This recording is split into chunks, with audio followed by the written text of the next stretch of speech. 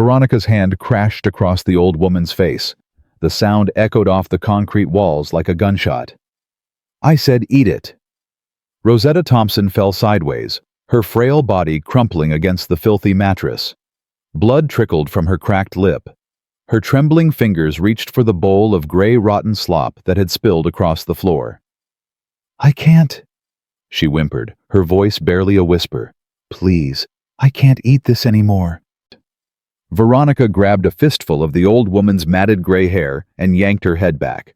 "You'll eat every last bite, you worthless old hag, or I'll leave you here until you rot." At that exact moment, the storage room door flew open. Marcus Thompson stood frozen in the doorway. "Before we go any further, I want to ask you something. If this story touches your heart, please subscribe to our channel and follow this journey until the very end. Leave a comment telling me which city you are watching from. I want to see how far this story travels, how many hearts it reaches across this beautiful world. Now, let us return to Rosetta and the nightmare that was about to be shattered forever.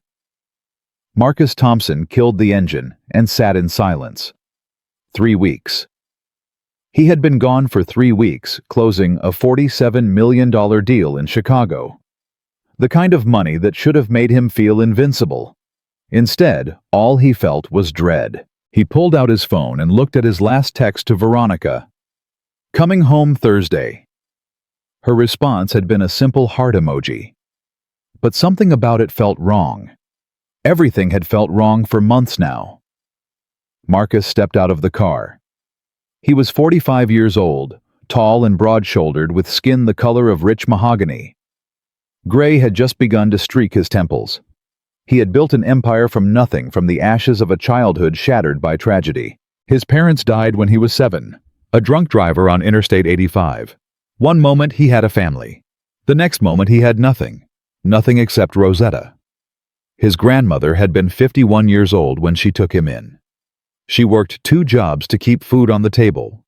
She sacrificed everything so a scared little boy could have a chance at life. Her dreams, her comfort, her chance at happiness. All of it pushed aside for him. Marcus had made good on that sacrifice. First million by 30. Magazine covers by 40. One of the wealthiest black men in Atlanta. But lately, something was wrong with Rosetta. Her phone calls had become strange, distant, confused. Her words trailed off into silence. "I'm fine, baby. Just tired." That was always the answer, and Veronica always had an explanation. The dementia was progressing. New medication made her drowsy. Veronica, his wife of 2 years. Marcus had met her at a charity event for underprivileged youth. She was volunteering, serving food to homeless teenagers. She seemed so kind, so genuine. "Let me take care of her," Veronica had said, her hand soft on his arm. "You work so hard, Marcus. Let me share that burden."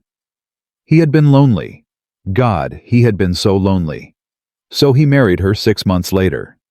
Now he stood at his own front door, and his hands were shaking. The door was unlocked. Strange. Veronica was obsessive about security. Marcus stepped inside. Silence. Complete suffocating silence. No television. No music. No sound of Rosetta humming her favorite hymns. "Hello," he called out. "Veronica, Grandma." Nothing. He walked into the living room. Everything was in its place. Immaculate as always. Then he stopped. The photographs. The photographs of Rosetta were gone. His college graduation photo with her beaming beside him. Gone. Christmas last year, her small frame nestled against his. Gone. The framed image of her as a young woman, beautiful and full of hope. Gone. Replaced with pictures of Veronica at various events. Smiling. Artificial. Marcus's blood ran cold. He took the stairs 2 at a time. Rosetta's room was on the 2nd floor. The door was open. The room was empty. Not just empty. Stripped. The bed was gone. The dresser was gone. The rocking chair where she read her Bible every morning was gone. The room had been converted into a home gym, treadmill, yoga mats, mirrors. Marcus grabbed the doorframe to steady himself. "Where is she?" he said out loud. "Where the hell is my grandmother?" He pulled out his phone. Dialed Veronica. Voicemail. Dialed again. Voicemail. Called the house line. Ring after ring after ring. Marcus turned and moved fast. Down the stairs. Through the kitchen. Through the back hallway. Past the laundry room. He was heading somewhere. His body knew before his mind caught up. The storage room. The old servants' quarters. No one went back there anymore. But there was light coming from under the door. A thin yellow line that should not have been there. Marcus reached for the handle. And then he heard it. A voice. Thin and weak. Barely a whisper. "Please, I can't eat this anymore." He threw open the door. Rosetta was sitting on a mattress on the floor. A thin, filthy mattress. Her hair was matted and tangled. She was wearing a stained nightgown that might have once been white. Her arms were so thin he could see every bone, and standing over her was Veronica. Marcus could not speak, could not move, could not breathe. Veronica saw him first. Her eyes went wide. Fear flashed across her face. But it vanished instantly, replaced by a mask of concern. "Marcus! Oh my God, you're home early." She moved toward him, arms outstretched. "I was just—" "Don't." The word came out low and dangerous. A voice Marcus had never heard from his own throat. Veronica stopped. Her arms dropped. Marcus stepped past her and dropped to his knees in front of his grandmother. Up close, the damage was devastating. Sunken eyes, jutting cheekbones, cracked, bleeding lips, bruises on her arms, dark purple against her dark skin. "Grandma." His voice broke. "Grandma, it's me. It's Marcus." Rosetta looked up at him. Confusion. Fear. Then something shifted. "Baby," she whispered. Is that my baby?" Marcus felt tears streaming down his face. He had not cried since he was 7 years old. Since the day they told him his parents were never coming home. He cried now. "I'm here," he said. "I'm here, Grandma. I'm so sorry. I'm so sorry I left you." He wrapped his arms around her. She felt like nothing, skin and bones, fragile as a bird. "Baby, you came back," Rosetta whispered into his shoulder. "I knew you would. I prayed every night. I told Jesus my baby's gonna come. He's gonna find me." Behind them, Veronica's voice cut through. "Marcus, I can explain. It's not what it looks like." Marcus lowered his grandmother gently. He wiped his face, and then he stood and turned to face his wife. "Not what it looks like." His voice was quiet, deadly. "Then tell me what it is. Tell me why my grandmother is living in a storage room. Tell me why she's covered in bruises. Tell me why she's eating this." He picked up the bowl, gray liquid with rotting vegetables floating in it. "What is this?" "It's a special diet," Veronica said quickly. "The doctor recommended it for her dementia, a specific nutritional protocol." "Stop lying to me." Marcus threw the bowl against the wall. It shattered. Veronica flinched. "I want the truth. Right now. One chance, Veronica." "She's crazy." Veronica's mask crumbled. Her face twisted into something ugly. "She's a crazy old woman who doesn't know what day it is. She wanders around at night. She leaves the stove on. She talks to people who aren't there. I've been doing you a favor, keeping her contained so she doesn't burn your precious house down." Marcus stared at her. A monster wearing his wife's face. "Contained," he repeated. "Someone had to—" Veronica's voice rose to a shriek. "You're never here. Always working. Always traveling. You left me alone with her. Do you have any idea what it's like to take care of a senile old woman who doesn't even remember your name? She's my grandmother. She's a burden." The word hung in the air. Behind Marcus, Rosetta whimpered, soft sounds of fear and confusion. His hands clenched into fists. "Get out," he said. "What? Get out of this room. Now." Veronica's eyes narrowed. She looked like she was going to argue, but something in his face stopped her. She turned and walked toward the door. Then she paused. "You know," she said, her voice suddenly calm. "I'm pregnant." Marcus froze. 3 months along. Veronica placed a hand on her flat stomach. "I was going to tell you when you got home. Had a whole dinner planned." She smiled coldly. "So before you do anything rash, think about your child. Think about what kind of custody battle you want." She left. Her heels clicked against the floor. Marcus stood in stunned silence. His grandmother abused, his wife a monster, and now a pregnancy. "Baby," Rosetta's voice pulled him back. He knelt beside her again. Her hand reached out trembling and found his face. "Don't be scared," she said. "God didn't bring you this far to leave you now." Marcus took her hand and kissed her palm. "I'm going to get you out of here," he said. "I'm going to get you cleaned up. Real food. A doctor. And I'm going to make this right." Rosetta's grip tightened with surprising strength. "That woman," she said. "She's not carrying your child." Marcus felt the words hit him like a blow. "What do you mean?" "I heard her talking, on the phone, before my mind got so bad." Rosetta's fingers clutched at him. "She was laughing. Told someone she got the pregnancy papers from somewhere. Said you'd never suspect because she knows how to play you." Marcus covered her hands with his own. "Are you sure about this, Grandma?" Rosetta cupped his face. Her clouded eyes held fierce determination. "That woman is a snake. She's been planning something since the day she walked through that door." "I tried to tell you, baby." The words wouldn't come out right. "Then she started keeping me away from the phone. Said I was scaring you with my rambling." "I'm so sorry. I should have seen it. I should have listened." "Hush." Rosetta pulled him down and kissed his forehead. "You're here now. That's what matters. I'll always come back for you, Grandma. Always." He stood and walked to the door. "Marcus?" "Yes." "Be careful with that woman. She's not just mean. She's smart. And smart mean is the most dangerous kind there is." Marcus nodded and stepped into the hallway. Veronica was waiting at the top of the stairs, arms crossed. Ready to talk like adults now. Marcus studied her face, looking for any trace of the woman he thought he married. The kind volunteer, the gentle soul, the loving partner. Nothing, just a mask. "I'm calling a doctor for my grandmother," he said. "And then I'm calling my lawyer." Veronica's expression flickered. "Your lawyer?" "I want a divorce." Her mask slipped.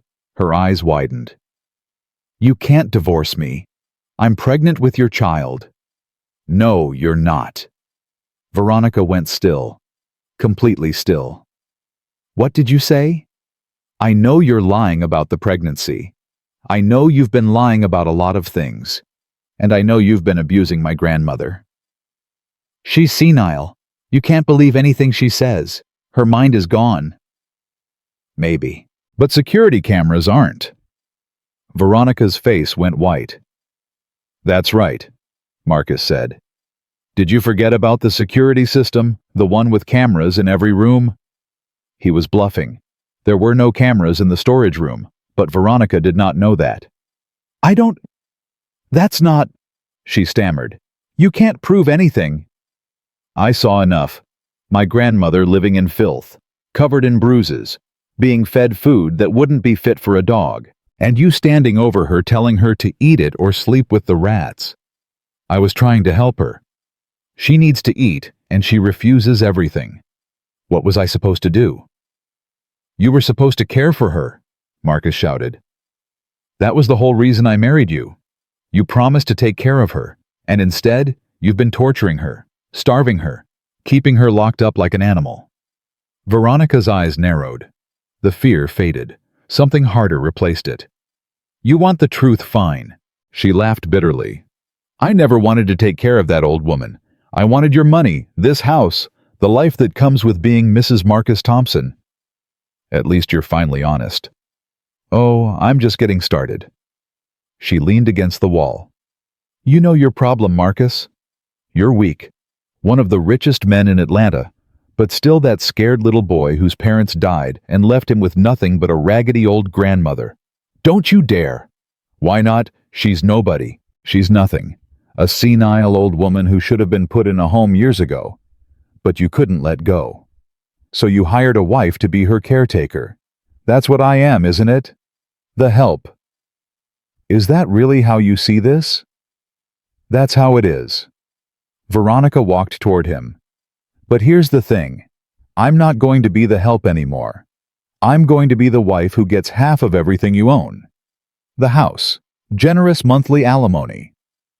You're delusional. Am I? Let me tell you how this works. You're going to calm down. Realize divorcing me costs a fortune. Accept that the best thing is to put your grandmother in a nursing home. Then we continue living our lives. You travel, make your deals, and I enjoy the fruits of your labor. You really think that's how this ends? I know it is. Because you won't risk your reputation. You won't let the world know Marcus Thompson married wrong. She reached out and patted his cheek. Think about what's best for everyone. Marcus caught her wrist, firm but not painful. Let me tell you how this actually works. Tomorrow morning, I call my lawyer. Give him all the evidence. File for divorce on grounds of abuse and fraud. And press charges for what you did to my grandmother. Veronica tried to pull away. He held on. You're going to lose this house, your lifestyle, and you're going to prison. Not because I'm rich, because what you did was evil, and evil has a way of coming back around. He released her. She stumbled back. You'll regret this, she spat. I have friends, connections. You have nothing. Pack your things. You have until morning.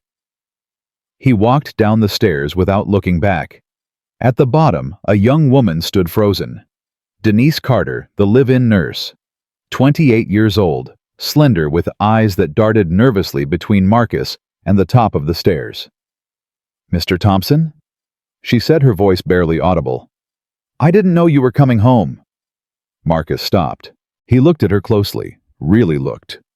Her hands were trembling. Her face was pale. She looked like a woman who had seen things she wished she could forget.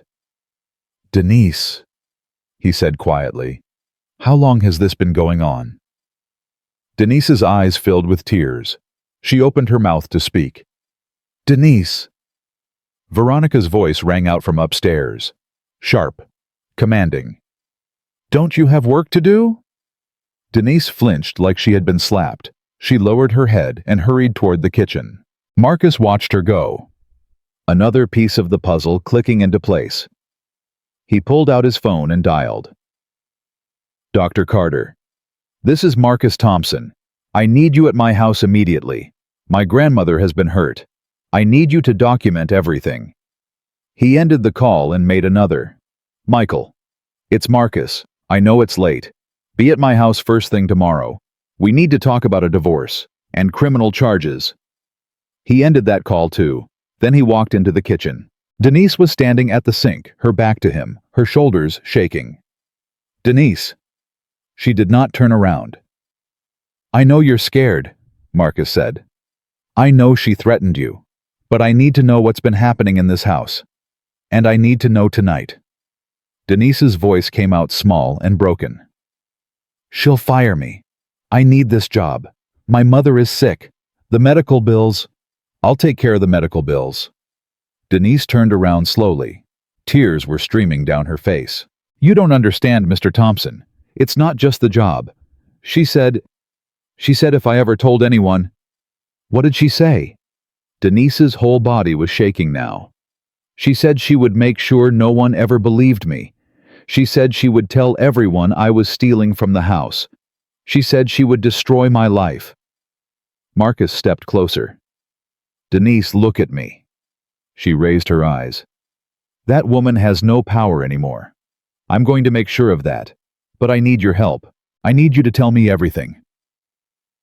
Denise was silent for a long moment. Then something in her face changed. A decision being made. "She's been doing it for months," Denise whispered. "Ever since you left on that long trip to Dubai. At first it was little things, moving Mrs. Thompson to a smaller room, cutting back on her meals, telling me not to spend too much time with her. And then it got worse. She started locking her in the storage room for hours at a time. Said it was for her own safety. Said Mrs. Thompson was dangerous, that she might hurt herself or start a fire." Was any of that true? Denise shook her head. "Mrs. Thompson is confused sometimes, yes. But she's not dangerous. She's sweet. She talks about you all the time. She shows me old photos and tells me stories about when you were little." Fresh tears spilled down her cheeks. "She loves you so much, Mr. Thompson. Even when she can't remember what day it is, she remembers you." Marcus felt his throat tighten. "What else?" "The food. Mrs. Reynolds started making her eat. I don't even know what it was. Scraps. Leftovers that had gone bad. She said it was a special diet, but I knew it wasn't. Mrs. Thompson got thinner and thinner. She started getting confused more often. I think the malnutrition made her dementia worse." "Why didn't you call me? Why didn't you tell someone?" "I tried." Denise's voice cracked. "I tried to call you once. Mrs. Reynolds caught me. She took my phone and she hit me. Told me if I ever tried again, she would make sure I ended up in prison for theft." Marcus closed his eyes. The weight of what he was hearing pressed down on him like a physical force. "There's something else," Denise said quietly. He opened his eyes. "What?" Denise reached into her pocket and pulled out her phone. Her hands were shaking so badly she almost dropped it. "I recorded her a few weeks ago. I knew it was risky, but I couldn't. I couldn't just let it happen without any proof." She pulled up an audio file and pressed play. Veronica's voice filled the kitchen. Clear and cruel. "This senile old bat won't last another year. Once she's gone, everything Marcus has becomes mine. All I have to do is keep her quiet and wait." Another voice. Male. Unfamiliar. "And you're sure he doesn't suspect anything?" "Marcus." Veronica laughed. "Please. He's too busy making money to notice what's happening in his own house. By the time he figures it out, it'll be too late." The recording ended. Marcus stood very still. His hands were shaking. "Who is the man in the recording?" "I don't know," Denise said. "She talks to him on the phone sometimes, late at night when she thinks everyone is asleep." Marcus took the phone from Denise's hands. "Can I keep this?" "Yes, please. I want you to have it." "Denise, I want you to listen to me very carefully. Tomorrow things are going to change in this house. That woman is going to try to save herself. She's going to lie, manipulate, threaten. She might try to turn you against me. She might try to make you disappear. What do you want me to do? Stay close. Don't let her know you talked to me. And when the time comes, I need you to tell the truth. Can you do that?" Denise nodded slowly. "Yes, Mr. Thompson. I can do that." "Good." Marcus put a hand on her shoulder. "You did the right thing. I know it wasn't easy, but you did the right thing." He left her in the kitchen and went to prepare food for his grandmother. Real food, warm soup, fresh bread, a glass of cold water. He carried the tray up to his bedroom, where Rosetta was sleeping fitfully. He set it on the nightstand and sat beside her, watching the rise and fall of her shallow breath. "I'm going to make this right, Grandma," he whispered. "Whatever it takes, however long it takes. I'm going to make sure that woman pays for what she did." Rosetta stirred. Her hand reached out blindly. "Baby." "I'm here, Grandma. Right here." "Don't leave me again." Marcus took her hand and brought it to his lips. "Never. I'm never leaving you again." He thought about everything he had learned. The abuse, the starvation, The fake pregnancy. The mysterious man on the phone. The systematic cruelty designed to break down an old woman who had never hurt anyone in her life. His grandmother had raised him. She had sacrificed everything for him. And while he was off making millions, his wife had been torturing her in his own home. The guilt was almost unbearable. But guilt was a luxury he could not afford right now. What he needed was focus, strategy, the same cold calculation that had made him a fortune in business. Veronica thought she was smart. She thought she had covered her tracks. She thought she could manipulate her way out of this. She was wrong. Marcus had built his empire by being patient, by waiting for the right moment, by letting his enemies underestimate him. Veronica had made a terrible mistake. She had thought he was weak because he was kind. She had thought he was stupid because he was trusting. She had thought she could get away with hurting the one person who had never stopped loving him. She was about to learn just how wrong she was. A sound from the hallway caught his attention. Footsteps, soft but deliberate. Marcus stood quietly and moved to the door. He opened it a crack and looked out. Veronica was standing at the end of the hall, her phone pressed to her ear. Her voice was low and urgent. "I don't care what it takes. I need those documents by tomorrow morning. The prenatal records, the psychological evaluation, all of it. He's asking questions." She paused, listening. "No, I can handle him. But I need leverage. Something that makes me look like the victim. Something that makes her look crazy." Another pause. "Just do it. I'll wire the money tonight." She ended the call and turned toward the stairs. Marcus closed the door silently. His heart was pounding, but his mind was clear. She was planning something, gathering evidence, building a case. Two could play that game. He pulled out his phone and sent a text to his lawyer. "Change of plans. Need private investigator. Best in the city. Money, no object." The response came almost immediately. "I know someone. I'll have him at your house by 8 a.m. Marcus put the phone away and looked at his grandmother. She was sleeping peacefully now, her hand still reaching toward where he had been sitting. He had failed her once. He would not fail her again. Outside, the Atlanta night was dark and silent, but inside the Thompson mansion, two people were preparing for war, and only one of them would win. Marcus did not sleep that night. He sat in the chair beside his grandmother's bed, watching her breathe, counting each rise and fall of her chest, like a man counting his remaining blessings. At 6 in the morning, his phone buzzed. Michael Turner, his lawyer. "I'm on my way. The investigator will meet us at 7. Marcus ended the call and looked at Rosetta.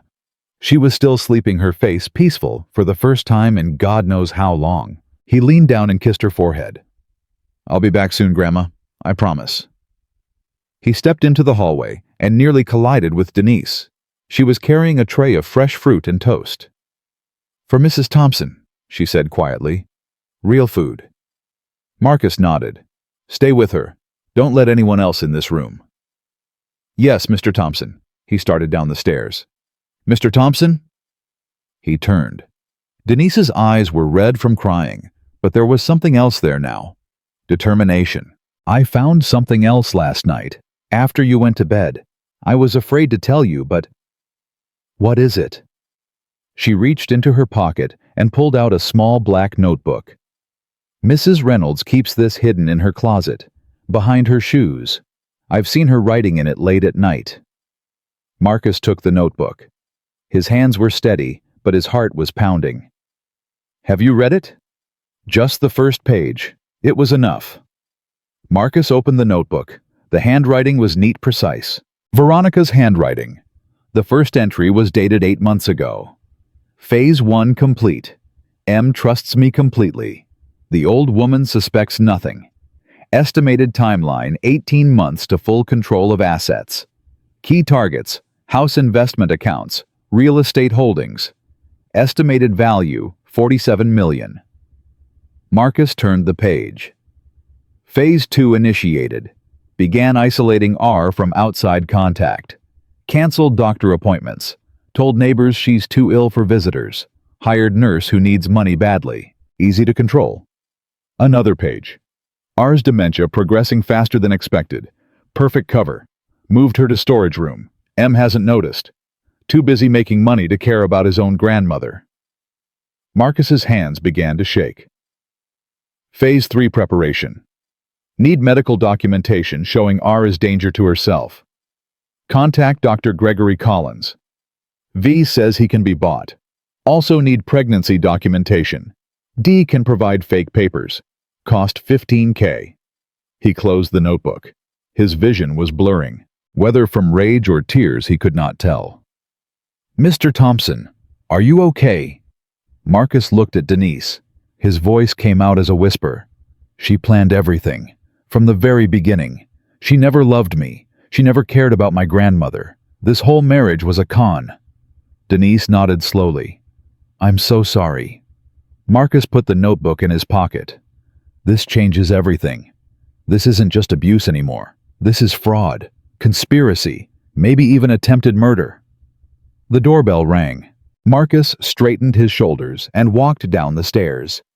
He opened the door to find two men standing on his porch. The first was Michael Turner, his lawyer. Tall, gray-haired, impeccably dressed. The second was a man Marcus had never seen before.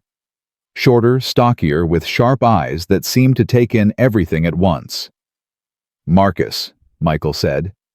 This is Raymond Jackson, best private investigator in Atlanta. Raymond extended his hand. His grip was firm. Mr. Thompson, Michael told me the basics. I'm sorry about your grandmother. Thank you. Please come in. They walked into the study. Marcus closed the door and handed the notebook to Michael. Denise found this in my wife's closet. Michael opened it. His face went pale as he read. Jesus Christ. She planned everything, the isolation, the abuse, the fake pregnancy, all of it. Raymond took the notebook from Michael and scanned the pages. His expression remained neutral, but his eyes hardened. She mentions a Dr. Gregory Collins, and someone called D who provides fake documents. Do you know them?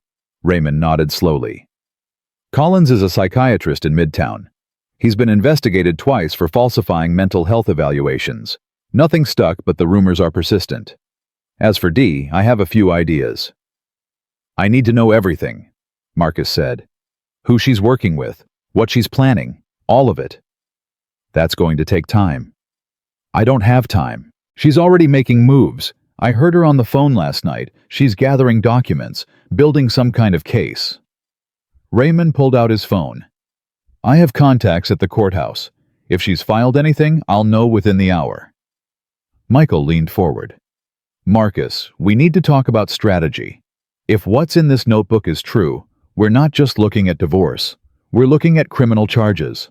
Fraud, elder abuse, possibly conspiracy to commit murder if we can prove she intended to let your grandmother die. I want all of it. I want her to pay for every single thing she's done. Then we need to be smart. She's clearly been planning this for a long time. She has resources, she has contacts, and she thinks she's smarter than you. Marcus's jaw tightened. She's wrong. Raymond's phone buzzed. He glanced at the screen and his eyebrows rose. Well, that was fast. What is it? My contact at the courthouse. Veronica Reynolds filed an emergency petition this morning at 6 a.m. She's claiming you're mentally unstable and that your grandmother needs to be removed from the home for her own safety. Marcus felt like he had been punched in the gut. She's trying to take my grandmother. She's trying to get ahead of you.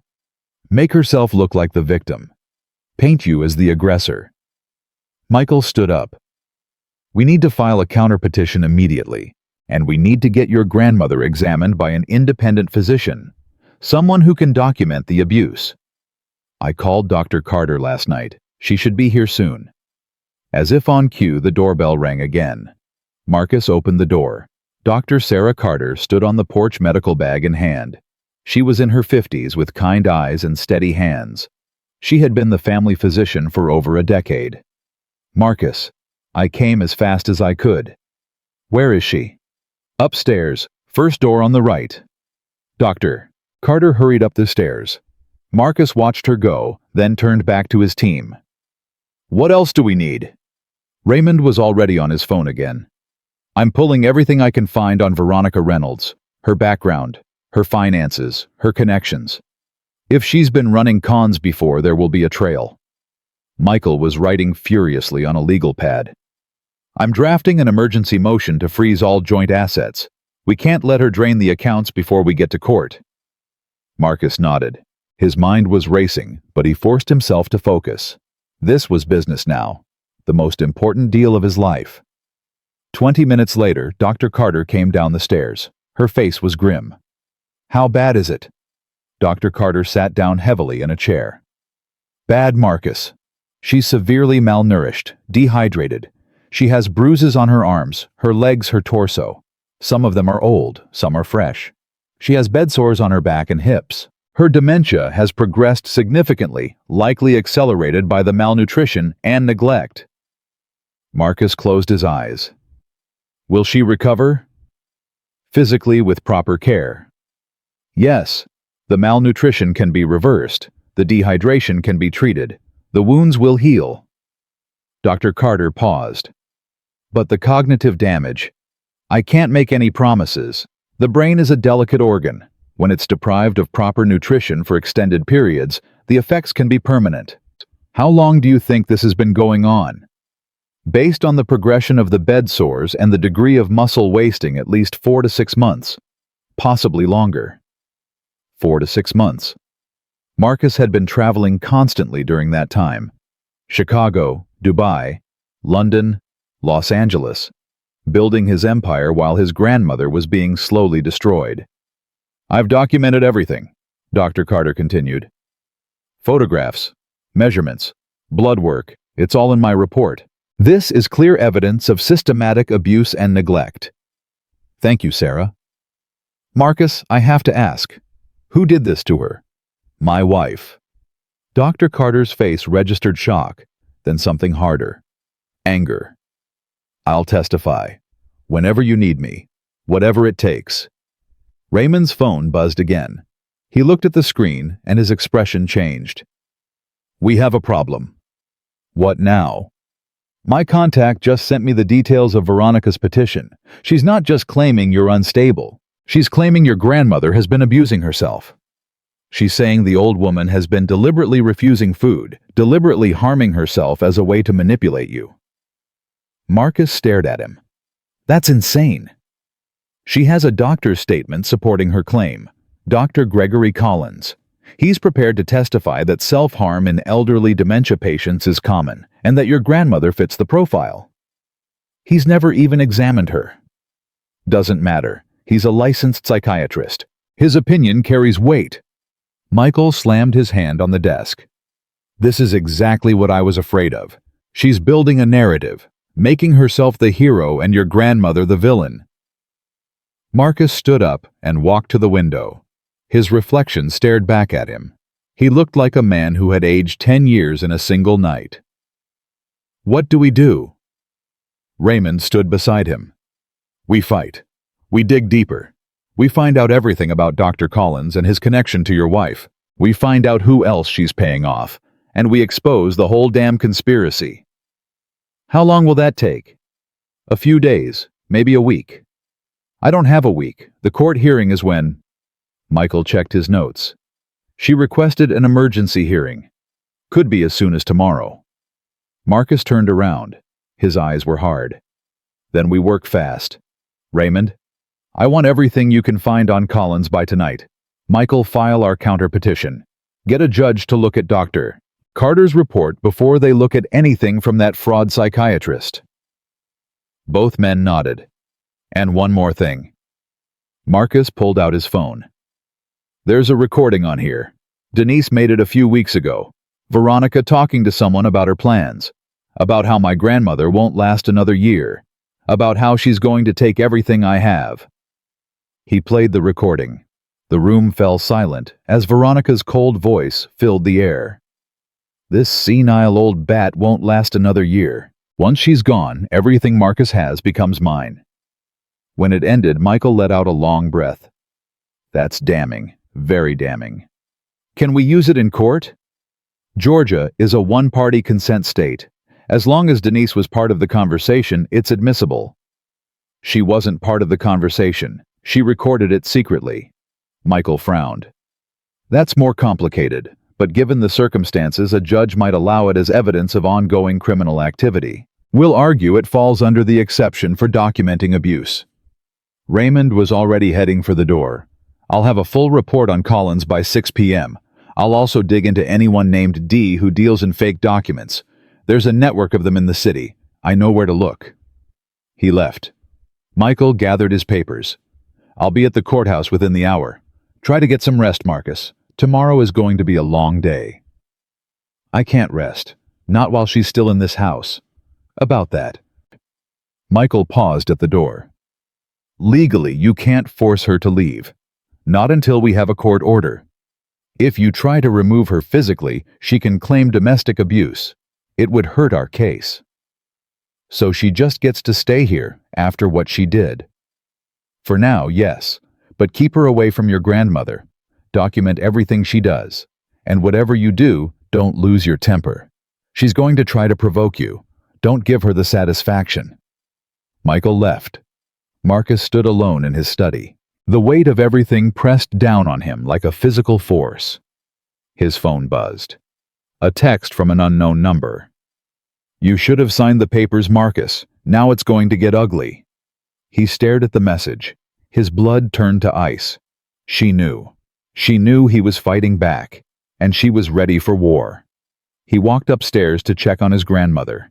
Denise was sitting beside the bed holding Rosetta's hand. The old woman was awake now, eating small bites of toast. Baby. Rosetta's eyes lit up when she saw him. Is that you? It's me, Grandma. He knelt beside her bed and took her other hand. How are you feeling? Better. This nice girl has been taking care of me. She gave me real food. Rosetta's eyes filled with tears. It's been so long since I had real food. Marcus squeezed her hand. You're going to have real food every day from now on, I promise. That woman, is she gone? Not yet, but soon, very soon. Rosetta's grip tightened with surprising strength. Be careful, baby. She's evil, real evil. I've seen the way she looks at me when she thinks no one's watching, like I'm just something in her way, something to be gotten rid of. I know, Grandma. I know everything now. She has people helping her. I've heard her talking on the phone, a doctor, a lawyer, someone else too, a man with a deep voice. He scares me the most. Marcus leaned closer. What did he say? The man with the deep voice? Rosetta's eyes drifted, the confusion creeping back in. He said something about making sure it looked natural, making sure no one would ask questions. She blinked rapidly. Baby, I think they were talking about killing me. Marcus felt the words hit him like a physical blow. Are you sure, Grandma? Are you absolutely sure? But Rosetta's eyes had gone cloudy again. She looked at him with that heartbreaking confusion. Who are you? Do I know you? Marcus closed his eyes. The moment of clarity was gone, but her words remained. Making sure it looked natural, making sure no one would ask questions. This was not just abuse. This was not just fraud. This was attempted murder. He stood up and walked into the hallway. His hands were shaking. His heart was pounding. But his mind was crystal clear. Veronica had made a fatal mistake. She had underestimated him. She had underestimated his love for his grandmother, and she had underestimated just how far he would go to protect the only family he had left. He pulled out his phone and called Raymond. I need you to dig deeper. My grandmother said something. About a man with a deep voice. About making her death look natural. Raymond was silent for a moment. That changes things. I know. If what she says is true, we're not just looking at elder abuse anymore. We're looking at conspiracy to commit murder. Can you find him? The man with the deep voice. If he exists, I'll find him. But Marcus, I have to warn you. If these people are planning what you think they're planning, they're not going to go down without a fight. They might get desperate. They might do something drastic. I'm counting on it. Marcus ended the call. At that moment, Veronica appeared at the end of the hallway. She was dressed impeccably as always, hair perfect, makeup flawless. A smile on her face that did not reach her eyes. "Good morning, darling. Sleep well."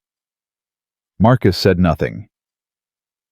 "I'm going out for a bit, meeting with some friends. Don't wait up."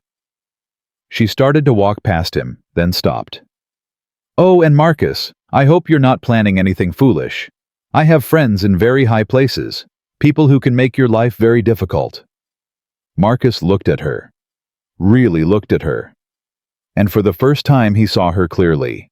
The coldness behind the beauty, the calculation behind the charm, the monster behind the mask. "So do I," he said quietly. Veronica's smile faltered for just a moment. Then it returned brighter than before. "We'll see about that." She walked down the stairs and out the front door. Marcus watched her go. Then he walked back into his grandmother's room and sat down beside her bed. The war had begun, and he was going to win. Raymond called at exactly 6 p.m. "I found him." Marcus gripped the phone tighter. "Who is he?" "His name is Victor Marsh, former cop. Got kicked off the force 8 years ago for evidence tampering. Now he works as a fixer for people who need problems to disappear." "What kind of problems?" Raymond paused. "The permanent kind." Marcus felt his stomach turn. "You're saying my wife hired a hitman. I'm saying she hired someone who makes things look like accidents, heart attacks, falls downstairs, overdoses on medication. He's good at what he does. Never been caught." "How do you know all this?" "I've been tracking him for years. He was a suspect in 3 suspicious deaths, but nothing ever stuck. The man is careful. Very careful." Marcus closed his eyes. His grandmother's words echoed in his mind, making sure it looked natural, making sure no one would ask questions. "Can you prove the connection to Veronica?" "Working on it. I've got a source who says Marsh was seen meeting with a blonde woman at a coffee shop in Buckhead 2 weeks ago. I'm trying to get security footage. Get it. Whatever it costs." "There's something else. Dr. Gregory Collins. I did some digging. He's in debt up to his eyeballs. Gambling problem. Owes money to some very dangerous people. That's why he's willing to falsify documents. He needs the cash." "Can we use that?" "We can use everything. But Marcus, we need to be careful. If Marsh finds out we're onto him, he might accelerate his timeline." "What do you mean?" "I mean your grandmother might not have as much time as we think." Marcus stood up so fast his chair fell over. "I need protection. Armed security. Someone watching her 24/7. "Already on it. I've got 2 men on their way to your house right now. Former military. Best in the business." "Thank you, Raymond." "Don't thank me yet. We still have a long way to go." Marcus ended the call and walked to his grandmother's room. Denise was reading to her from the Bible. Rosetta's eyes were closed, but there was a small smile on her face. "The Lord is my shepherd," Denise read softly. "I shall not want." Marcus stood in the doorway watching. This was what his grandmother deserved. Peace, comfort, love, not fear and pain and darkness. He had failed her once. He would not fail her again. His phone buzzed. A text from Michael. "Emergency hearing scheduled for tomorrow. 9 a.m. Judge Patricia Coleman. Be ready." Tomorrow. Everything would come to a head tomorrow. Marcus spent the next 3 hours preparing. He reviewed Dr. Carter's medical report. He studied Veronica's notebook. He listened to Denise's recording over and over, memorizing every word. At 9 p.m., the security team arrived. 2 men both built like tanks. Their names were James and Robert. Former Army Rangers. They took positions at the front and back of the house. At 10 p.m., Veronica came home. She walked through the front door and stopped when she saw James standing in the foyer. "Who the hell is this?" Marcus appeared at the top of the stairs.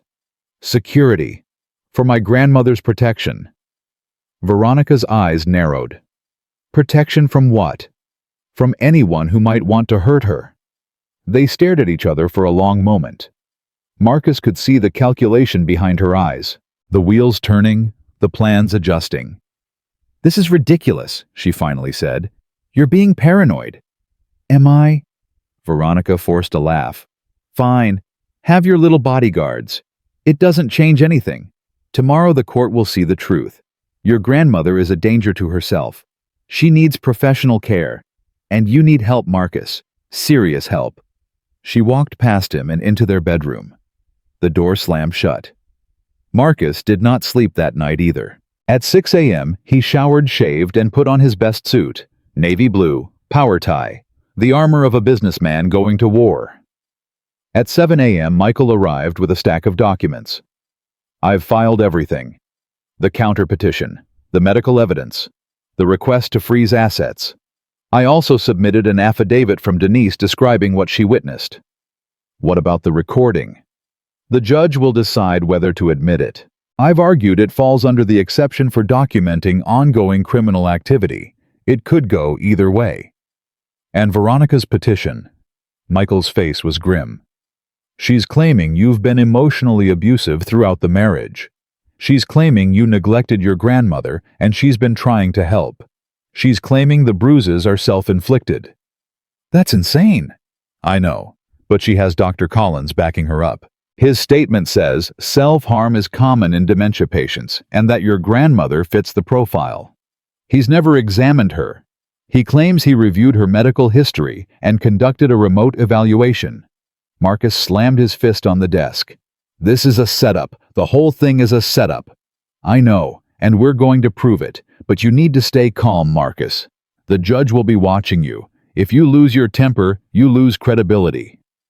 Marcus took a deep breath. "I understand." At 8 a.m., they drove to the Fulton County Courthouse. Raymond met them outside with a folder of documents. "I got the security footage," he said quietly. "It's not great quality, but you can clearly see Veronica meeting with Marsh. They're exchanging something. Looks like an envelope. Money. Probably. I've also got records showing Collins received a wire transfer of $20,000 3 days ago. The source account is linked to one of Veronica's shell companies." "Shell companies." "She's been busy, set up 3 of them over the past year, all designed to hide money. Your money, Marcus. She's been siphoning funds from your joint accounts for months." Marcus felt like the ground was shifting beneath his feet. How had he been so blind? How had he missed all of this? "One more thing," Raymond said. "I found out who Dee is, the person who provides fake documents. Her name is Diana Watts. She's a former hospital administrator who got fired for altering patient records. Now she runs a little side business creating fake medical documents for anyone willing to pay. Can we prove Veronica used her? I've got a paper trail. Diana received $5,000 from one of Veronica's shell companies 2 weeks before the fake pregnancy documents appeared." Marcus looked at Michael. "Is this enough?" Michael nodded slowly. "It's more than enough. But we need to present it carefully. We need to build the story piece by piece. Let the judge see the full picture." They walked into the courthouse. The hearing room was smaller than Marcus expected. Judge Patricia Coleman sat at the bench, a stern-faced woman in her 60s, with silver hair and sharp eyes. She had a reputation for fairness, but also for having zero tolerance for nonsense. Veronica was already there sitting at the opposite table with her lawyer. A man Marcus did not recognize. Young, slick, expensive suit. The kind of lawyer who specialized in making bad people look good. Veronica glanced at Marcus and smiled. That same cold smile. That same confident look. She thought she was going to win. Judge Coleman called the hearing to order. "This is an emergency hearing regarding the custody and care of Rosetta Thompson, age 78. The petitioner, Veronica Reynolds Thompson, has filed a motion claiming that Mrs. Thompson poses a danger to herself and requires immediate placement in a professional care facility. The respondent, Marcus Thompson, has filed a counter motion claiming elder abuse by the petitioner." She looked at both tables. "This is a serious matter. I expect both parties to present their evidence clearly and professionally. Any outbursts will result in immediate removal from this courtroom. Is that understood?" Both sides nodded. "Very well. Mrs. Thompson's attorney may proceed. Veronica's lawyer stood up. His name was Bradley Kane. Your Honor, my client has been the primary caregiver for Rosetta Thompson for the past 2 years. During that time, she has witnessed a troubling pattern of self-destructive behavior. Mrs. Thompson frequently refuses to eat. She wanders at night. She has been found harming herself on multiple occasions. He held up a document. I have here a statement from Dr. Gregory Collins, a board-certified psychiatrist, confirming that self-harm is common in patients with advanced dementia and that Mrs. Thompson's behavior is consistent with this pattern. Michael stood up. Objection, Your Honor. Dr. Collins has never examined Mrs. Thompson in person. Judge Coleman looked at Kane. Is this true? Kane cleared his throat. Dr. Collins conducted a thorough review of medical records and statements from the primary caregiver. A remote evaluation is standard practice in many cases. It's not standard practice when you're trying to take away someone's rights. Michael shot back. This is nothing more than a paid opinion designed to support a predetermined conclusion. Your Honor, Kane protested. Judge Coleman held up her hand. I'll allow the statement for now, but I'm taking its limitations into account. Continue. Kane presented his case. Veronica as the devoted wife, the overwhelmed caregiver, the woman who only wanted what was best for her husband's grandmother. Then it was Michael's turn. Your Honor, my client discovered his grandmother living in a storage room at the back of his house. She was malnourished, dehydrated, covered in bruises. She had been sleeping on a dirty mattress on the floor. He held up Dr. Carter's report. This is a medical evaluation conducted by Dr. Sarah Carter, the family physician who has known Mrs. Thompson for over a decade. She documents severe malnutrition, dehydration, and multiple injuries consistent with physical abuse, not self-harm.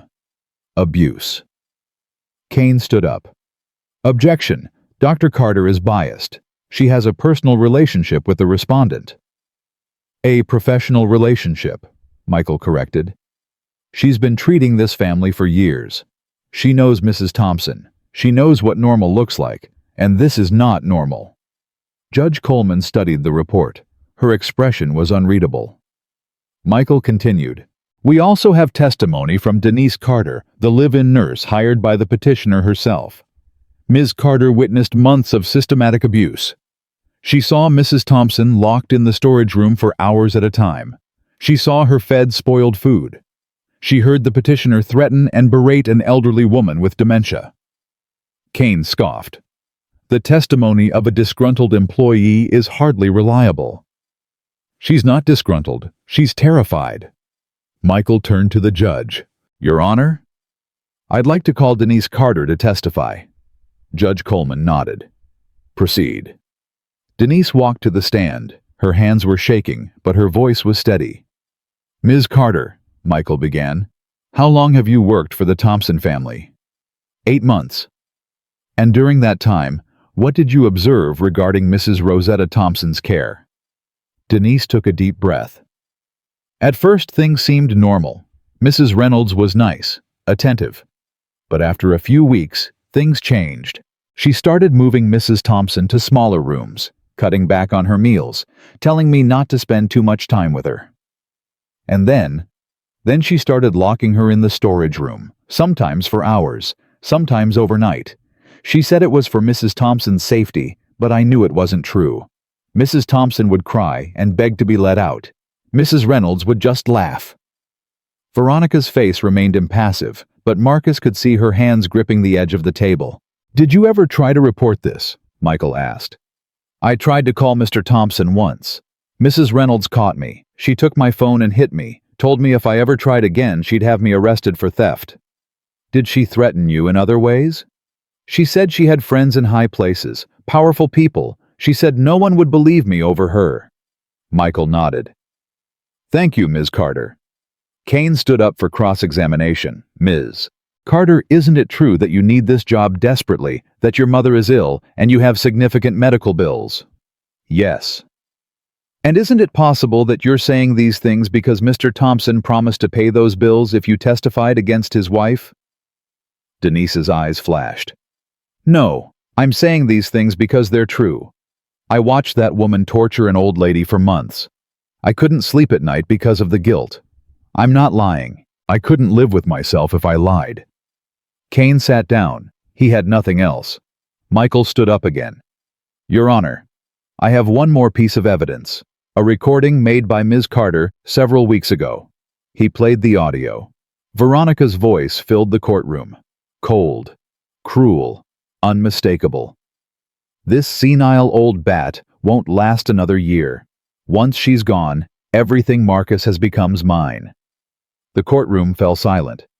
Judge Coleman's eyes moved to Veronica. Mrs. Thompson, do you have anything to say about this recording? Veronica stood up. Her composure was cracking. That recording is fake. It's been manipulated. I never said those things. The recording has been authenticated by a forensic audio expert, Michael said. It has not been altered in any way. Kane leaned over and whispered something to Veronica. She shook her head violently. Your Honor, Kane said, my client maintains that this recording is not authentic. We request time to conduct our own analysis. Judge Coleman looked at him coldly. You'll have your chance, but right now I've heard enough. She turned to face both parties. This court is deeply troubled by what has been presented today. The medical evidence shows clear signs of neglect and abuse. The testimony from Ms. Carter is credible and consistent.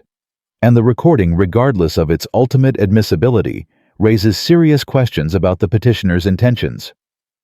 She paused. I am denying the petitioner's motion to remove Rosetta Thompson from her home. Furthermore, I am granting a temporary restraining order against Veronica Reynolds Thompson. She is to have no contact with Rosetta Thompson until further notice. Veronica shot to her feet. You can't do this. Sit down, Mrs. Thompson. This is a setup. He's lying. They're all lying. Judge Coleman's voice turned to ice. I said sit down. One more outburst and I will hold you in contempt. Veronica's lawyer pulled her back into her seat. Her face was red with fury. Additionally, Judge Coleman continued, based on the evidence of financial impropriety presented today, I am ordering an immediate freeze on all joint accounts pending a full investigation. This court will reconvene in 2 weeks for a final determination. She banged her gavel. Court is adjourned. Marcus sat in stunned silence. They had won. The first battle, at least. Michael leaned over. This is good. This is very good. But it's not over. She's going to come back harder. Marcus nodded. He looked across the room at Veronica. She was staring at him with pure hatred in her eyes. Then she smiled. It was not a smile of defeat. It was a smile of someone who still had cards to play. Marcus felt a chill run down his spine. As he walked out of the courthouse, his phone buzzed. An unknown number, a text message. You think you've won? This is just the beginning. Ask your grandmother about the night of March 15th. Ask her what she saw. Marcus stared at the message. March 15th. That was 3 months ago. He had been in London on business. What had Rosetta seen? What else was Veronica hiding? He looked back at the courthouse doors. Veronica was walking out flanked by her lawyer. She caught his eye and blew him a kiss. Then she got into a black car and drove away. Marcus stood on the courthouse steps, the Georgia sun beating down on him, and realized that the war was far from over. It was only just beginning. Marcus drove home in silence, his mind racing. The text message burned in his pocket like a hot coal. March 15th. What had happened on March 15th?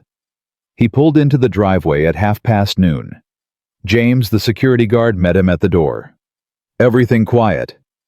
Yes, sir. Mrs. Thompson has been sleeping most of the morning. Denise is with her. Marcus nodded and headed straight upstairs. He found his grandmother awake, propped up against pillows, sipping soup from a cup. Color had returned to her cheeks. She looked better than she had in days. Baby. Her face lit up when she saw him. Come sit with me. Marcus pulled a chair close to her bed. He took her hand in his. Grandma, I need to ask you something important. What is it, baby? Do you remember March 15th about 3 months ago? Rosetta's expression changed. The light in her eyes dimmed. Her hand trembled in his grip. Why are you asking about that night? Someone sent me a message. They said you saw something. Something important. Rosetta pulled her hand away. She looked toward the window, her jaw tight. Grandma, please, I need to know. Some things are better left buried, Marcus. Not this time. Not anymore. Whatever you saw, whatever happened, I need to know the truth. Rosetta was silent for a long moment. When she finally spoke, her voice was barely a whisper. That woman. Your wife. I saw her that night. What did you see? I couldn't sleep. My hip was hurting. I got up to get some water. Rosetta's hands twisted the blanket. I heard voices in the study. Your study. I thought maybe you had come home early. But it wasn't me. No, it was her. And a man. A big man with a deep voice. Marcus leaned closer. Victor Marsh. I don't know his name. I never saw him before. But I heard what they said. Rosetta's eyes filled with tears. They were talking about me, Marcus. About how to get rid of me. Marcus felt his blood turn to ice. What exactly did they say? The man said he knew a way to make it look natural. Said he'd done it before. Said no one would ever suspect. Rosetta's voice cracked. And that woman, your wife, she laughed. She laughed and said the sooner the better. Marcus could not speak, could not breathe. I tried to run back to my room. Rosetta continued. But I was so scared I knocked over a vase in the hallway. It shattered on the floor. They heard me. What happened then? That woman came out. She found me standing there with the broken pieces all around me. She looked at me with those cold eyes. And she knew I had heard everything. Is that when she started locking you in the storage room? Rosetta nodded. The next day, she said I was confused. Said I was imagining things. Said if I ever told anyone, she would make sure I never saw you again. The tears spilled down her weathered cheeks. I was so scared, baby. I didn't know what to do. My mind was getting fuzzy. Sometimes I couldn't remember if what I heard was real or just a dream. Marcus wrapped his arms around his grandmother and held her tight. It was real, Grandma. It was all real. And I'm going to make sure she pays for every single thing she's done. He called Raymond immediately. I need you to find evidence of Victor Marsh being at my house on March 15th. Security footage, phone records, anything. I'm on it. But Marcus, there's something else. What? I've been digging into Veronica's past. Before she met you, and I found something. Tell me. Her real name isn't Veronica Reynolds. It's Victoria Marsh. Marcus froze. Marsh, as in Victor Marsh. He's her brother. The phone almost slipped from Marcus's hand. Her brother. The hitman is her brother. They've been running cons together for over a decade. Target wealthy widowers. Get married. Drain the accounts. And when things get complicated, the spouse has an unfortunate accident. How many times have they done this? At least 4 that I can find, maybe more. The victims were all older men, all wealthy, all died under suspicious circumstances. Heart attacks, falls, accidental overdoses. Marcus sat down heavily on the edge of the bed. His grandmother watched him with worried eyes. She was going to kill me too. That's my guess. Once she had control of your assets, you would have had your own accident. Your grandmother was just the first obstacle to remove. We need to take this to the police. I've already contacted Detective Maria Santos. She's with the Fulton County PD, works financial crimes and elder abuse. I'm meeting with her in an hour. I want to be there. Are you sure this is going to get intense? I'm sure. This ends today. Marcus ended the call and looked at his grandmother. Baby, what is it? You look like you've seen a ghost. I have to go out for a while, Grandma. James and Robert will be here. Denise will be here. You'll be safe. What's happening? Marcus bent down and kissed her forehead. Justice, Grandma. Justice is finally happening. He drove downtown to the police station. Raymond was waiting outside with a thick folder.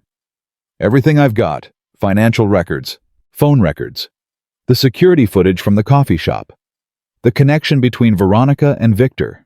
It's all here. They walked inside and were escorted to a small conference room. Detective Maria Santos was already there. She was in her early 40s, with sharp eyes and an expression that said she had seen it all. "Mr. Thompson, Mr. Jackson, please sit down." They sat. "I've reviewed the preliminary information Mr. Jackson sent me," Detective Santos said. "This is a serious matter. If what you're alleging is true, we're looking at multiple felonies, elder abuse, fraud, conspiracy, possibly attempted murder." "It's all true," Marcus said. "I have witnesses, I have recordings, I have documentation." "Walk me through it. From the beginning." Marcus told her everything. The discovery of his grandmother in the storage room, the notebook detailing Veronica's plans, the recording Denise made, the financial fraud, the connection between Veronica and Victor Marsh, his grandmother's testimony about what she heard on March 15th. Detective Santos listened without interruption. When he finished, she leaned back in her chair. "This is compelling, but I need to be honest with you. The recording from your grandmother's testimony is problematic. She has dementia. A defense attorney will argue she's not a reliable witness." "What about everything else, the notebook, the financial records, the connection to Victor Marsh?"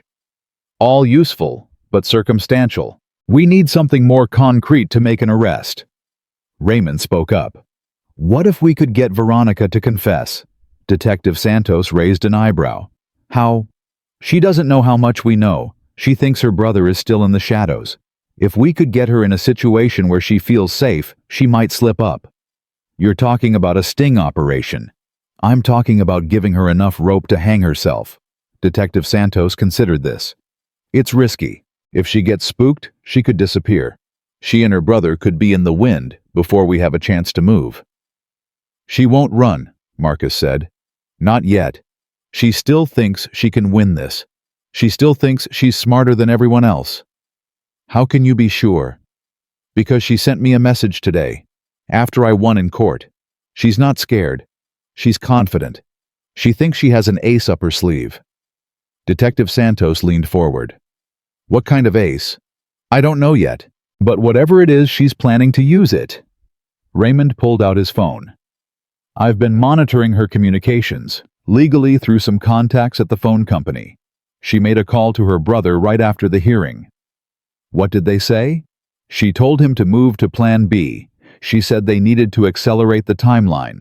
She said something about an insurance policy." Detective Santos's expression sharpened. "Insurance policy?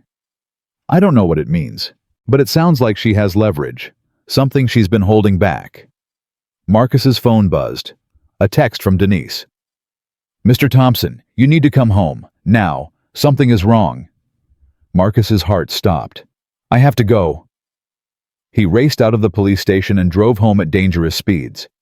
He pulled into the driveway and sprinted to the front door. James met him with a grim expression. "What happened?" "Mrs. Thompson.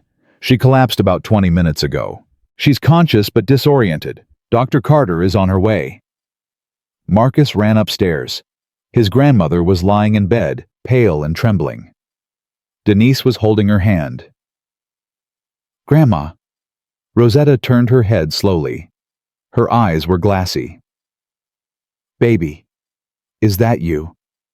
"I'm here. What happened?" "I don't know. I felt so tired, so weak. Then everything went dark." Marcus looked at Denise.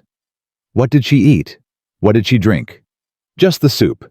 The same soup she's been having for days." "Where did the soup come from?" Denise's face went pale. "The kitchen. I made it myself." But what?" "Mrs. Reynolds was in the kitchen this morning, before she left. She said she was making tea. I didn't think anything of it." Marcus felt rage and terror colliding in his chest. "She poisoned her. She poisoned my grandmother." He grabbed his phone and called Raymond. "Get Detective Santos to my house, now." I think Veronica tried to kill my grandmother. 20 minutes later, the house was swarming with police. Detective Santos personally oversaw the collection of evidence from the kitchen. Every pot, pan, dish, and container was bagged and tagged. Dr. Carter arrived and immediately began examining Rosetta. I need to run blood tests, she said. If she was poisoned, we need to identify the substance. How long will that take? A few hours, maybe less if I push the lab. Push them, please. Marcus sat beside his grandmother's bed holding her hand. She drifted in and out of consciousness, mumbling words he could not understand. At 7 p.m., Dr. Carter called. I have the results. Tell me. There were trace amounts of digitalis in her blood. It's a heart medication. In small doses, it's therapeutic. In larger doses, it can cause cardiac arrest. She doesn't take heart medication. I know. Someone put it in her food. The dose wasn't enough to kill her immediately, but if she had continued ingesting it over several days, her heart would have failed. It would have looked like natural causes. Marcus closed his eyes. They had been planning to murder her slowly, one small dose at a time, until her heart simply gave out. Thank you, Dr. Carter. Please send your report to Detective Santos. He hung up and walked downstairs. Detective Santos was waiting. We found something, she said. In the garbage can outside, a small vial labeled digoxin. It's a form of digitalis. Veronica's fingerprints are all over it. So you can arrest her now. We're already looking for her, but there's a problem. What? She's gone. Her phone is off. Her car is gone. Her brother's location is unknown as well. Marcus felt the walls closing in. She ran. It looks that way. We've issued a BOLO. Her picture is being distributed to every law enforcement agency in the state. She won't get far. You don't know her. She's been planning this for years. She has money hidden, false identities, escape routes. Detective Santos put a hand on his arm. We will find her, Mr. Thompson. I promise you that. But Marcus knew promises were not enough. Not against someone like Veronica. At 9 p.m. his phone rang. Unknown number. He answered. Hello, Marcus. Veronica's voice, calm, controlled, almost amused. Where are you? Somewhere safe. Don't worry about me. The police are looking for you. They found the poison. They know what you did. Veronica laughed. Of course they do. I knew they would. Eventually. Then why did you do it? Because I needed a distraction. Something to keep everyone busy while I made my exit. You're not going to get away with this. Oh, Marcus. Sweet, naive Marcus. I already have. She paused. But I didn't call to gloat. I called to offer you a deal. I don't want anything from you. You might change your mind when you hear what I have to say. Another pause. Do you remember our wedding day? How happy you were. How you thought you had finally found someone who understood you. Get to the point. The point is, I have a video from that day and from many days after. A video that shows certain activities. Activities that could be very embarrassing if they were made public. Marcus felt his stomach drop. What kind of activities? Let's just say the video shows you in a very unflattering light, yelling, throwing things, saying some very unkind words about certain people. I never edited, of course, but very convincing. The kind of thing that would destroy your reputation. The kind of thing that would make people question whether you were really the victim here or the abuser. Marcus gripped the phone so tight, his knuckles turned white. What do you want? $10 million.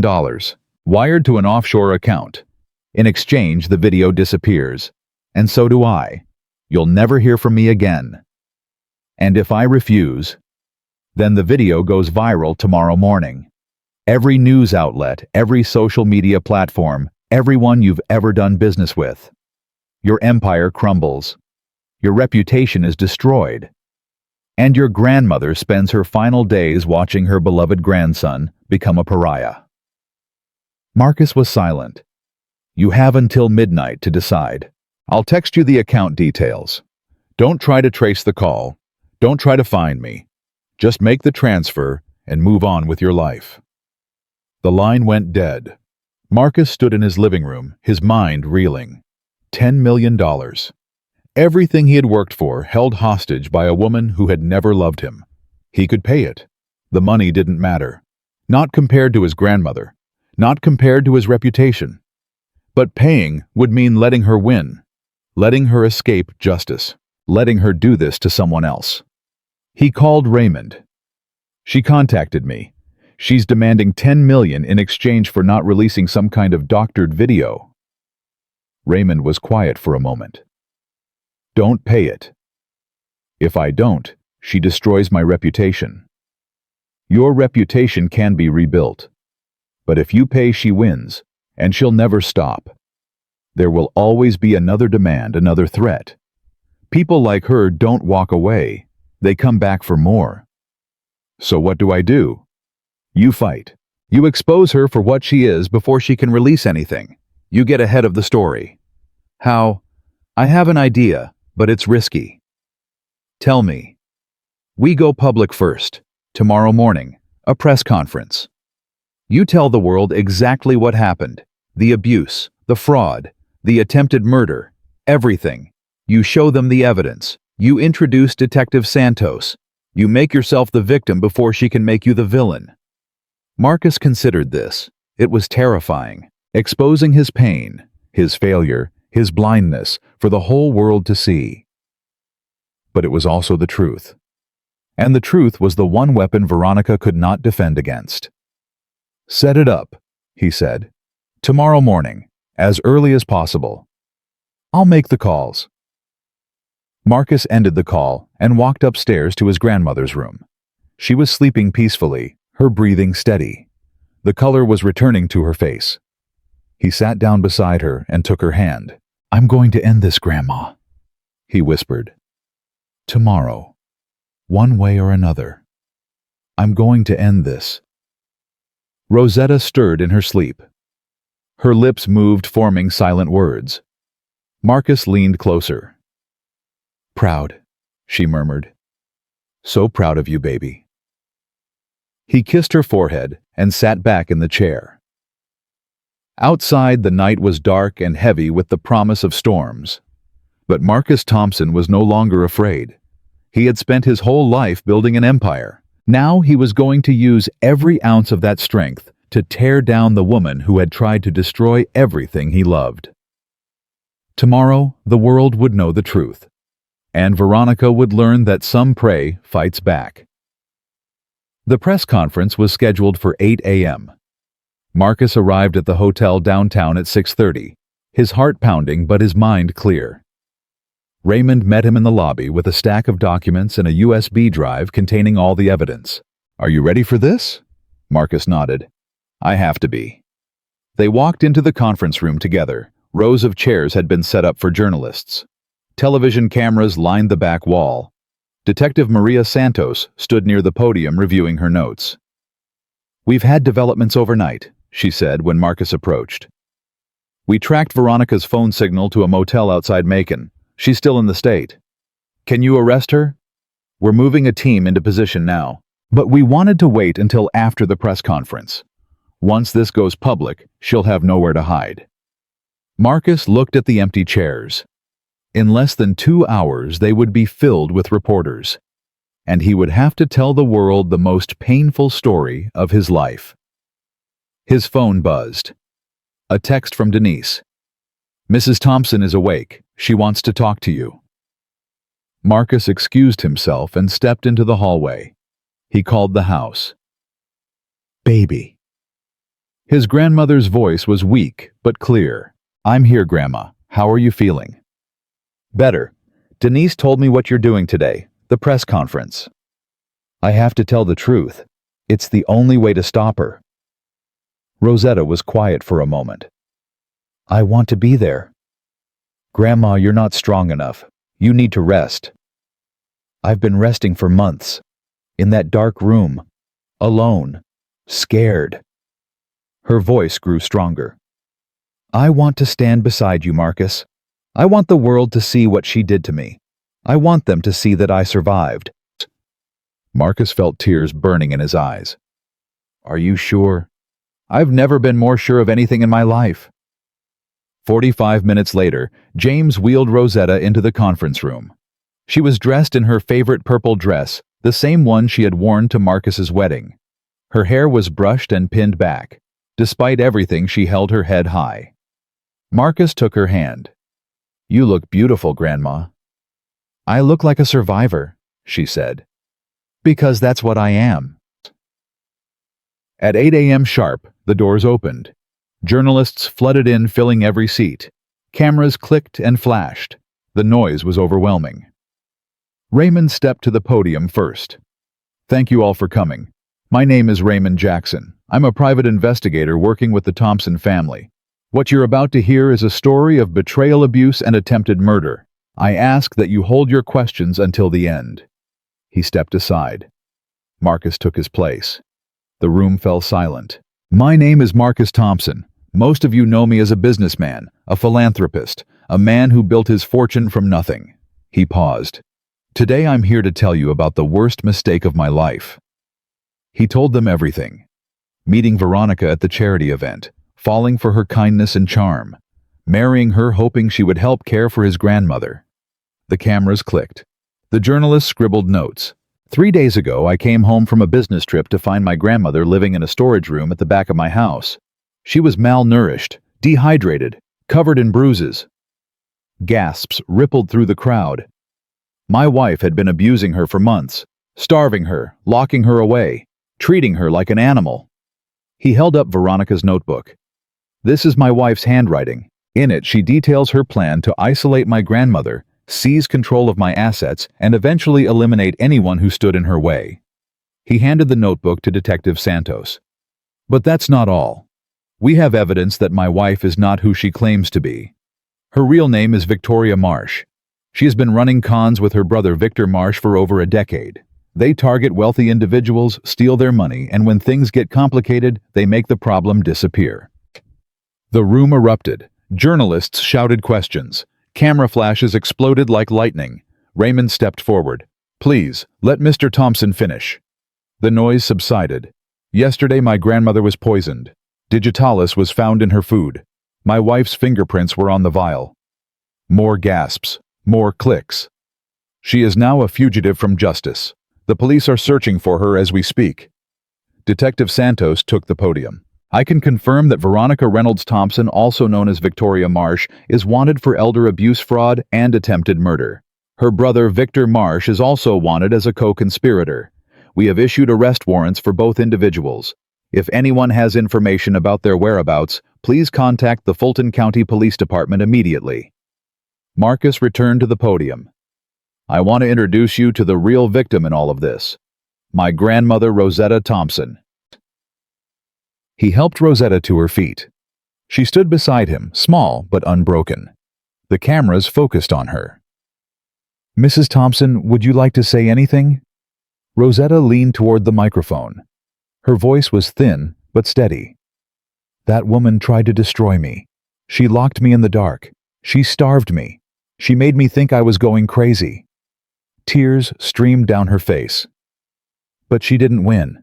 Because my baby came for me. He found me. He saved me. She turned and looked at Marcus. I raised this boy from the time he was 7 years old. I gave him everything I had, and now he's given me my life back. I am proud of him. I will always be proud of him. The room was silent. Even the journalists had stopped writing. Marcus wrapped his arm around his grandmother. I'm sharing this story for one reason, so that no one else has to go through what we went through. Elder abuse is real. It happens in rich homes and poor homes. It happens to people who are loved and people who are forgotten. If you see something wrong, say something. One phone call can save a life. He took a deep breath.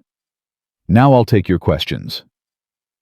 The questions came fast and hard. About Veronica. About the abuse. About the investigation. Marcus answered them all with steady calm. Halfway through the session, Detective Santos's phone buzzed. She stepped away to take the call. When she returned, her expression had changed. Mr. Thompson, I need to speak with you privately. Marcus excused himself. They stepped into a side room. What is it? We found them. Veronica and Victor. They were trying to cross into Florida. Highway Patrol pulled them over 20 minutes ago. Marcus felt the ground shift beneath his feet. They're in custody. They're in custody. Both of them. They'll be transported back to Atlanta within the hour. Marcus closed his eyes. Relief washed over him like a wave. It's over, he whispered. Not quite. Detective Santos paused. When they searched the car, they found something. A folder full of documents. Detailed plans for targeting other wealthy individuals in the Atlanta area. It looks like you weren't her only target. Just the biggest one. How many others? At least 6 names on the list. We're contacting all of them. Marcus shook his head. The depths of Veronica's evil seemed bottomless. There's one more thing, Detective Santos said. Victor Marsh is talking. He's trying to cut a deal. He's offering to testify against his sister in exchange for a reduced sentence. Will you take the deal? That's up to the prosecutor. But his testimony could put her away for a very long time. Marcus returned to the press conference and announced the arrests. The room exploded with cheers and applause. Journalists rushed to file their stories. Raymond clasped Marcus's shoulder. You did it. You actually did it. We did it. All of us. Rosetta tugged at his sleeve. Baby, I want to go home now. I'm tired. Marcus lifted her gently and held her close. Let's go home, Grandma. 2 weeks later, Fulton County Courthouse, the final hearing. Marcus sat in the front row, Rosetta beside him in her wheelchair. Denise sat on her other side holding her hand. Judge Patricia Coleman presided. Veronica was brought in wearing an orange jumpsuit, her hands cuffed in front of her. The perfectly styled hair was gone. The designer clothes were gone. The mask was finally completely gone. She did not look at Marcus. She did not look at Rosetta. She stared straight ahead, her jaw tight. Victor Marsh had already pleaded guilty in exchange for his testimony. He would serve 15 years. Now it was Veronica's turn. The prosecutor presented the evidence. The notebook, the recordings, the financial documents, the poisoning, the testimony from Denise, from Dr. Carter, from Raymond, from Detective Santos. Veronica's lawyer tried to mount a defense, but there was nothing to defend. The evidence was overwhelming. Judge Coleman listened to everything. When both sides had finished, she turned to Veronica. Mrs. Thompson, do you have anything to say before I pronounce sentence? Veronica stood slowly. For a moment, her old confidence flickered. I have nothing to apologize for. I did what I had to do.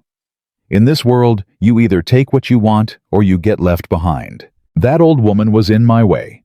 Her grandson was too stupid to see what was right in front of his face. I simply took advantage of the opportunities I was given.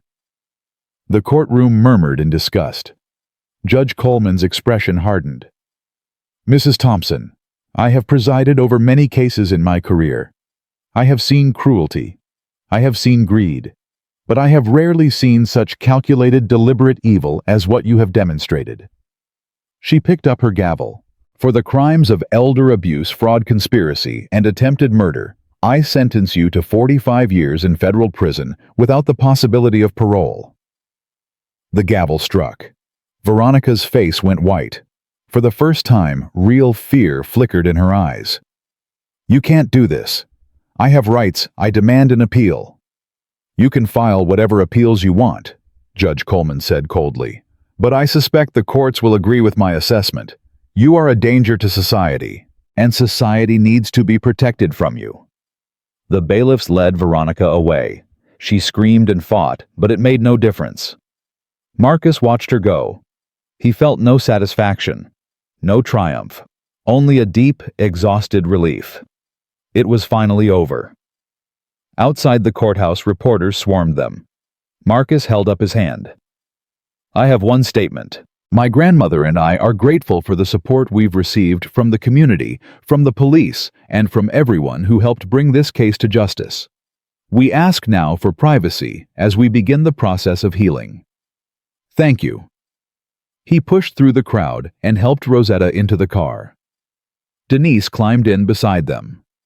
As they drove away from the courthouse, Rosetta reached over and took Marcus's hand. "Baby." "Yes, Grandma.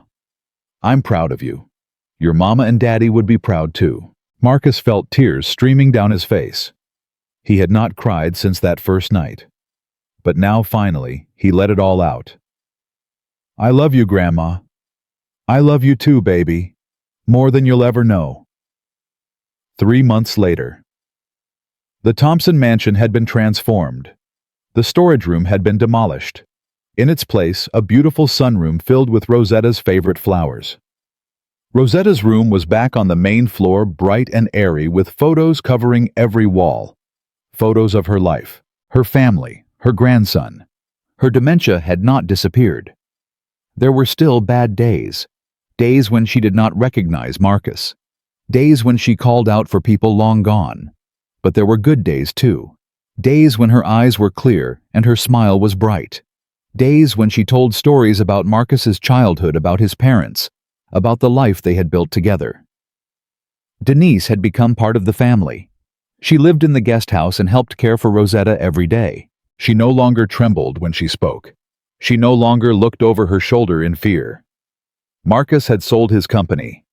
He had enough money to last several lifetimes. Now he spent his days at home with his grandmother, making up for all the time he had lost. One Sunday afternoon, they sat together on the porch watching the sunset. "Baby," Rosetta said. "Yes, Grandma." "Do you remember what I used to tell you when you were little, when you were scared?" Marcus smiled. "You used to say, 'God didn't bring you this far to leave you now.'" Rosetta nodded. "I still believe that, even after everything that happened, especially after everything that happened." She reached over and took his hand. "We made it, baby. We made it through the darkness." Marcus squeezed her hand. "Yes, Grandma. We made it." The sun sank below the horizon, painting the sky in shades of gold and purple. Inside the house, the phone did not ring. No threats, no demands, no schemes. Just peace. Just family. Just love. Marcus looked at his grandmother, at her weathered face, at her clouded eyes that still held so much wisdom and strength. She had raised him from the ashes of tragedy. She had sacrificed everything so he could have a chance at life. And when the darkness came for her, he had fought to bring her back into the light. That was what family meant. Not blood, not obligation. Love. The kind of love that survives anything. The kind of love that never gives up.